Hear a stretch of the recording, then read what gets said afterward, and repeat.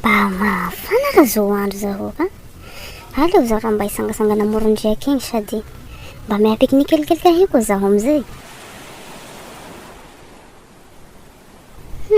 Aussi hitako lahy ny problème ndre ariako moron-draiky tao ka petit faky tao.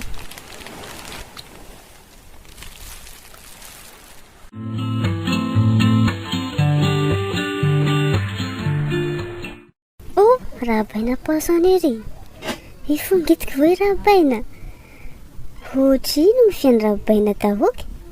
Fiandraiky sa fian-dranomasy. Fiandraiky ny tiako.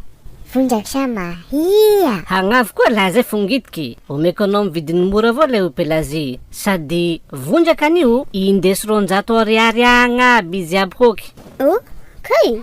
Eka, ando mo siya fahalako aby. Halanao amizao sa Fongitiky! mba kalma mo rabaina fa ka mora miakasy. Umusashe siya rabaina hangasiako anazy. Ay fa misy saseny siya gn'akibony fia igny. Fa ao zao sase padiavinao zao. Sady zay avao koa ny mahavondrambondraka anazy io. Dafa omenanao bojo ny sase vao ny fakofako akibony ny fia igny ao.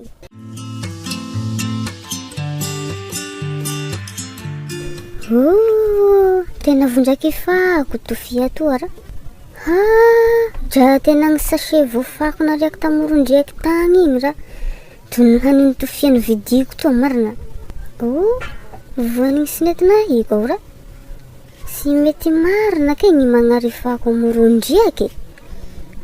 Dra nanegny enako nagnarifako tamoron-draiky tegny ra. Si haiko sa sy tia magnaraiky. Da tena mandro raha misy lagny ansika zalahy magnarifako igny rehetra igny io. Ka ajanony raha manomboka androany.